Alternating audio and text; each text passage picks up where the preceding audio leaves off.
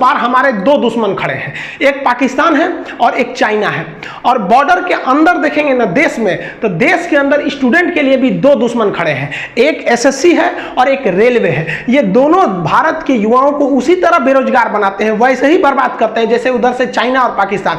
वो भी खतरनाक है, उनका भी इलाज जरूरी है और इनका भी इलाज जरूरी है। इस बार आवाज उठ गई है तो इसे दबने तो देंगे नहीं स्टूडेंट लोग। देखिए एसएससी और रेलवे लोग, आप लोग कान खोल के जरा सुन लीजिए। युवाओं को जो आप टेकन फॉर ग्रांट लेते हैं ना, ये बहुत बड़ा हस्ती होते हैं। युवा एक बार बिगड़ गए समझना तो फिर कंट्रोल नहीं हो पाएगा आपसे। युवा का अगर आप उल्टा करिएगा ना तो वायु बन जाता है और वायु से टकराना बहुत मुश्किल हो जाता है। फिर वो पवन पुत्र हनुमान का रूप ले लेगा ना, तो फिर इसको, इस आंधी को कोई एसएससी और कोई रेलवे की औकात नहीं है जो इस आंधी को रोक सके। हम गवर्नमेंट से भी कहते हैं कि आप थाली बजाने के लिए कहते हैं, हम लोग थाली बजाए थे, ताली बजाए थे। आप कहें कि दिया जलाइए, हम लोग दीप जलाए थे। मोदी जी, हम आप लोग आपकी बहुत इज्जत करते हैं, आपके लिए हम लोग दीप जलाए थे। लेकिन इसका मतलब ये नहीं कि हम स्टूडेंट्स की इज्जत नहीं करते हैं, उनकी बातों को नहीं सुनेंगे। आपके एक बार कहने पर हम दीप जलाएं और ये स्टूडेंट्स की करियर खराब होगा ना, तो इनके लिए हम दीप नहीं मसाल लेके निकल जाएंगे हम लोग। और फिर सड़कों पर आप देखिएगा कि बेरोजगारों का जब मसाल चलेगा ना, तो फिर एसएससी और रेलवे उस आंधी को नहीं रोक पाएगी। आपके सामने यहां देखिए,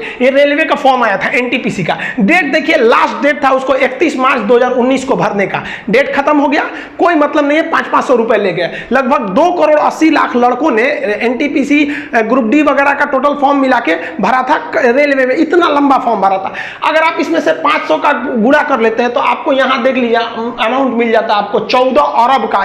इतना अमाउंट रेलवे ने इनडायरेक्टली लड़कों से रख लिया। अब 2 साल हो गए, अभी तक कोई आता पता नहीं है क्या होगा। अगर आप 10% के हिसाब से 2 साल का ब्याज जोड़ते हैं तो इनके पास 28 करोड़ का तो ब्याज आ गया, गरीब बच्चों से ले लिया। कई लड़के ऐसे हैं कि इतना लेट हो गया ये फॉर्म भरे कि कई लड़कों का फॉर्म भुला गया है जहां वो भरे थे। सब वो खोजता है सबकी, रेलवे का हम फॉर्म भरे थे 2019 में, 2 साल हो रहा है अब हमें पता नहीं कहाँ है फॉर्म।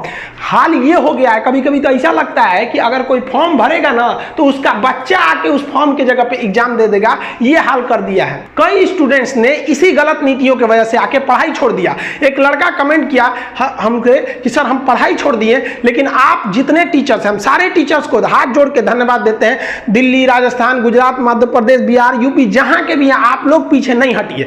यहां पर कई लड़कों ने पढ़ाई छोड़ दिया कि सर क्या करें, हम लोग गरीब घर के रहते हैं, लोग घर द्वार बांधे रख के, गिरवी लेके, कर्जा लेके हम लोग पढ़ने आते हैं। 1 से 2 साल का टाइम रहता है। यहां तो आपका 5 साल में रिजल्ट क्लियर नहीं हो रहा है, कहां से हम करेंगे, हम लोग मजदूरी करने में लग गए। उन लड़कों को सोचिए कितना खराब लगेगा जब पढ़ लिख कर वो मजदूरी कर रहे होंगे। सब कितने लड़कों ने सुसाइड कर लिया यहाँ पर, आपको पता चलता है ये सब चीजों का। आपको तो केवल रिया चक्रवर्ती का दिक्कत है। अरे बाप रे बाप, रिया चक्रवर्ती, सुशांत सिंह राजपूत को हमें न्याय चाहिए, एकदम गलत हुआ है। लेकिन हमारा ये कहना है कि एक स्टूडेंट जब सुसाइड कर लेता है वो भी सिस्टम की वजह से, तो क्या उसके लिए कोई जिम्मेदार नहीं होता है? एक लड़का कह रहा है सर हम सुसाइड करने जा रहे हैं, हम नोट्स में लिखेंगे कि हमारी मौत का जिम्मेदार एसएससी और रेलवे होगा। उसको तो आदमी समझाया कि भाई काहे कर रहा है, हम लोग मुहिम चालू कर दिए और आप स्टूडेंट सबसे कहना चाहते हैं आप भरोसा कीजिए, हम आपको न्याय दिला के रहेंगे। केवल हम नहीं, हिंदुस्तान का सारा टीचर इस बार उखड़ गया है, स्टूडेंट भी, और ट्विटर पे दिखा दिया था। इसका हम लोग को नतीजा भी देखने को मिला। उसने कहा कि हम 1 महीने में आपका रिजल्ट देंगे। लेकिन ये लॉलीपॉप है, आप बहकावे में मत आइएगा। ये एसएससी उतना ही खतरनाक है जितना चाइना है। बोलता कुछ और है, करता कुछ और है। आपको अगर 1 रुपया का फायदा देगा तो 1 लाख का घाटा देगा। चुप नहीं होइएगा आप लोग। ये आप लोग का ये सब का बदला लेना है। आने वाली पीढ़ियों के लिए हमें एक अच्छा भविष्य देना है। उनको पता चल सके कि जॉब कब आएगा, कब एग्जाम होगा। आपको पता है कितनी लड़कियां जो होती हैं पढ़ाई छोड़ देते हैं। गार्जियन कहते हैं क्या करेंगे बबनी, तो हम पैसा देके पढ़ाएंगे, कब जॉब होगा, कब नहीं होगा, हम क्या करें। फिर इन्हें शादियों ब्याह का खर्चा। कितनी लड़कियां बेचारी सब, उन लोग को उनका सपना रास्ते में रह जाता। आप ससुराल में बैठ के रोटी बेल रही हैं सब। उनके खराब भविष्य के लिए जिम्मेदार कौन है? कौन जिम्मेदारी लेगा उसके लिए? आप देखे होंगे कितने गरीबी से लड़के पढ़ने आते हैं, उनका घर टूट रहा होता है, घर पे छत नहीं होती है, पलानी में रहते हैं लोग, इस सपने में कि बबुआ का नौकरी हो जाएगा। बबुआ का जब नौकरी हो जाएगा ना तो सब दुख दूर हो जाएगा, खानदान का नाम रोशन करेगा। अरे गला घोट रहे हैं सब ये एसएससी और रेलवे वाले, आपके खानदान का बच्चों का भविष्य बर्बाद कर देते हैं सब। वहां पर एक किसान का बेटा जब पढ़ता है ना तो उसका जो पैसा आता है ना, उसका बाप कैसे उगाता है, जितना दूर तक बैल चलता है ना, उस बैल के साथ साथ वहां किसान भी चलता है। आपको यहाँ बैल 2 ही दिख रहे होंगे, लेकिन 4 आदमी यहाँ मेहनत कर रहा है। यहाँ पर इसकी मेहनत की कमाई का नतीजा तुम फॉर्म भरा के रख लेते हो, एग्जाम नहीं ले सकते हो। कितने ऐसे लड़के हैं जो हमको बोलते हैं कि सर मम्मी का बीमारी है, कुछ ऑपरेशन कराना है, मम्मी अपना पैसा हमको भेज देती है कि जाओ बाबू पढ़ लो, नौकरियां हो जाएगा ना तो हम ऑपरेशन करा लेंगे। सोचिए इसके लिए जिम्मेदार को माफ नहीं करेगा रेलवे एसएससी। अगर भगवान भी देखता होगा ना तो नरक में स्पेशल कोटा दे के तुम लोग को थूरेगा, जो इस अत्याचार कर रहे हो हिंदुस्तान के लोगों के साथ। अरे इतने जालिम तो साले अंग्रेज भी नहीं थे सब, जितना ये रेलवे एसएससी वाले हो गए सब। टीचरों ने जब इसका आवाज उठाया, स्टूडेंट ने आवाज उठाया, तो गजब गजब कमेंट आ रहा है। कमेंट क्या आ रहा है कि भाई साहब जनसंख्या जिम्मेदार है, तो जनसंख्या जिम्मेदार है तो जनसंख्या हम कंट्रोल करेंगे, हम गांव गांव टार्च लेके घूम घूम समझाएं कि भाभी दुइये गो लड़का हो तो मार के भगा देंगे सामरा के, तो कौन सी होता है। इनसे कहिए ना मोदी जी से कि आप जैसे 370 हटा दिए, बहुत अच्छा, हम सैल्यूट करते हैं कि आप जैसा दिलेर था जो 370 हटा दिया। जीएसटी कोई नहीं पा रहे, आप भी लाइए, 2 मिनट में जाइए लाइए। जैसे नोटबंदी हुआ था, रातों रात कहिए मित्रों कल से नियम आ गया कि 2 बच्चे से ज्यादा कोई नहीं हो सकता है, जिसका 2 बच्चे से ज्यादा हुआ उठा के लेके चल जाएंगे फौज में, नाम पता भी नहीं बताएंगे। आप करिए ना, चाइना ने किया कि नहीं किया कि खाली यहाँ के कमेंट करना हम करेंगे जनसंख्या कंट्रोल, हमारे बस में कौन चाहिए कि हम जनसंख्या कंट्रोल कर देंगे। हम जाएंगे कोनो को समझाने, हमरा भगा देगा, मास्टर हो पढ़ाओ, हमरा सिखाएगा कि जनसंख्या कैसे कंट्रोल होगा।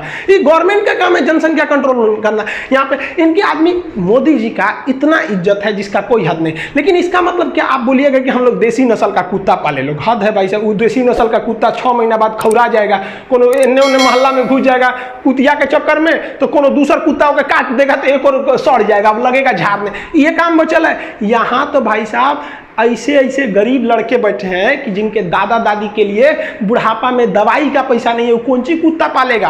हम भगवान से भी कहते हैं भगवान मौत को ना जल्दी भेजा कर गरीब के घर में, बेचारे के कफन का पैसा खर्च हो जाता है दवाइयां खरीदते खरीदते। किसको आदमी बोलेगा यहाँ पर? ये बोलते हैं, ये बोल रहे रहते ना राहुल गांधी कि देसी नस्ल का कुत्ता पालिए, तो अभी तक लोग इनको कुत्ता बना दिया रहता लोग यहाँ पर। लेकिन आपकी कितनी इज्जत करते हैं लोग। हम लोग आपका प्रेम से विरोध कर रहे हैं, हम आपका विरोध थोड़े कर रहे हैं, हम लोग रेलवे और एसएससी का विरोध कर रहे हैं। आप किससे कहेंगे? लोग कह रहे हैं लोग कि 70 साल से तुमको नौकरी मिल गया था। ठीक है भैया, हम गलत है, ठीक है मानते हैं। मोदी जी आप ऐसे ही एक बार हाथ उठा के ना भाषण दे दीजिएगा कि हम ऐसे प्रधानमंत्री हैं जिन्होंने सबसे ज्यादा रोजगार दिया। अब फिर देखिएगा वीडियो पे कमेंट ऑफ मत कीजिएगा, क्योंकि इनको भी पता है कि रोजगार में कमी आई है। तो ये हम लोग किससे मांगेंगे? 6 साल से गवर्नमेंट इनकी है तो हम किससे मांगेंगे? हम तो रेलवे और एसएससी को जिम्मेदार कर रहे हैं। लेकिन ये जिम्मेदारी ठीक कौन करेगा? नेहरू से जाके बोले कि उनको उठाएं, अस्थियां निकाल के कि उठिए ठीक कीजिए। अब भाई जो है उसी को नाम बोलेंगे लोग। लेकिन हम लोग को पगला जाते हैं लोग। न्यूज चैनल खोलो तो एगो में मौलाना बैठल रहेगा। ये कौन से न्यूज वाला ऑस्ट्रेलिया से एगो मौलाना को उठा के लाया था सब, और वो कह रहा था कि वैक्सीन मत लगाइए, ये हराम है। अरे चोट्टा कहीं का, तू पैगंबर बनल है कि हराम है? यहाँ ऑस्ट्रेलिया से मौलाना उठा ला रहा है सब, यहाँ विद्यार्थी मर रहा है सब, तो इसका कोई दिक्कत नहीं। न्यूज चैनल खोलो तो मेरा दिमाग खराब हो जाता है, पगला जाएंगे। न्यूज चैनल ऐसा लगता है ना जैसे हम एक कमरा में बंद है, आगे कांग्रेस बीजेपी, हिंदू मुसलमान, रिया चक्रवर्ती। अरे बाप रे, आप अगर कॉपी कलम लीजिएगा ना तो 5-6 टॉपिक आपको मिलेगा। इस देश में जो मुद्दा अच्छा है, एगो हिंदू मुसलमान खतरे में आ गया यहाँ पर। अरे भाई साहब, धर्म को, सनातन धर्म का ना आदि है ना अंत है, पता नहीं कहां से खतरे में आ जाएगा। यहाँ रोजगार खतरे में है और बेरोजगार आदमी ही सबसे बड़ा खतरा हो जाता है। मोदी जी कहते हैं कि आप आत्मनिर्भर बनिए, हम लोग आत्मनिर्भर बनेंगे, लेकिन आप बताइए ना, बेरोजगार आदमी मजबूरी में चाइना का सामान खरीदेगा, उसके पास पैसा नहीं है तो क्या आप इंडिया का सामान खरीदेगा? मजबूरी में चाइना का। आप बताइए ना, कोई बढ़िया आदमी चाइनीज मोबाइल लेता है, वो एप्पल खरीदेगा आपका, और जो जिसके पास पैसा नहीं है, बेरोजगार, वो कौन सी लेगा? चाइनीज मोबाइल लेगा। तो मजबूरी में हम लोग को मजबूर किया जा रहा है कि आप चाइना का लीजिए। रोजगार नहीं मिलेगा तो क्या करेंगे? एक तो न्यूज आया, सुन के तो हमारा दिमाग अजीब हो गया भाई साहब। एक से एक विचित्र प्राणी है। मोदी जी के वीडियो पे जो डिसलाइक हुआ है ना, वो इंडिया से डिसलाइक नहीं हुआ है, तुर्की से हुआ है। और ये भाई साहब कौन आदमी बताया? आप ये बता सकते हैं कि किसने सब्सक्राइब किया, किसने कमेंट किया, लेकिन लाइक डिसलाइक क्यों नहीं बता सकता है? आप ऐसा जवाब दीजिएगा लोग तो मन करता है कभी माथा फोड़ ले हम अपन। हमारी लड़ाई गवर्नमेंट से नहीं है और ना ही किसी पार्टी से। हम बस मोदी जी आपसे कह रहे हैं कि ये दोनों को सुधार दीजिए।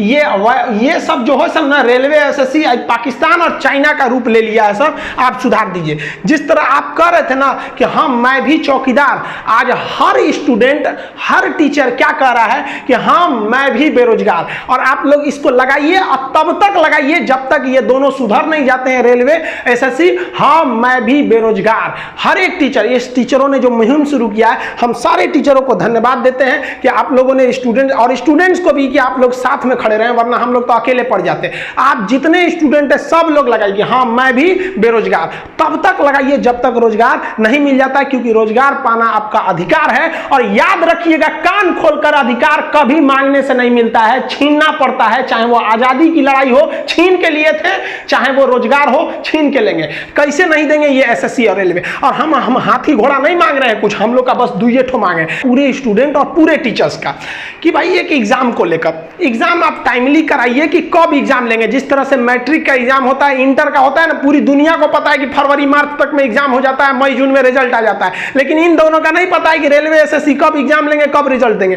तो हमको एक टाइमली एग्जाम दीजिए और टाइमली उसका रिजल्ट दे दीजिए, और कुछ नहीं चाहिए। हाँ, और एक एग्जाम में एकदम फेयर होना चाहिए कि एग्जाम में नकल ना होना चाहिए। सीधे जो आपने नकल वगैरह वाला चीज है, सीधे नियम बने, जिस सेंटर पे नकल करते पाया जाएगा वो इनविजिलेटर है, उनको जेल डाल दिया जाएगा 10 साल के लिए, उस सेंटर को हमेशा के लिए बैन कर दिया जाएगा। इस सेंटर वो वाला कराता है। तो आप फेयर एग्जाम ले लीजिए, टाइमली एग्जाम लीजिए, टाइमली रिजल्ट दीजिए, एक मांगिए। दूसरा कि आप वैकेंसी को इंक्रीज कीजिए। वैकेंसी बहुत, जनसंख्या बढ़ रही है, हर जगह है, वो भी कंट्रोल करना जरूरी है, हम कहाँ कर रहे नहीं, लेकिन वैकेंसी को बढ़ाइए और कैलेंडर के साथ वैकेंसी दीजिए कि हर स्टूडेंट को पता चले, हर उस बेरोजगार को पता चले कि अगले 2 साल में कौन सी वैकेंसी कब आने वाली है। जिस तरह से हमको पता है ना कि 2024 में चुनाव होगा, कुछ भी हो जाए 2024 में चुनाव होगा, उसी तरह एक स्टूडेंट को क्यों नहीं पता है कि 2024 में कितनी वैकेंसी आएगी। तो कम से कम आप 2 साल आगे का कैलेंडर निकालिए कि अगले 2 साल तक हमें क्या आएगा, ताकि एक किसान का बच्चा जो है वो ये देख सके कि हमारे घर का इनकम इतना है,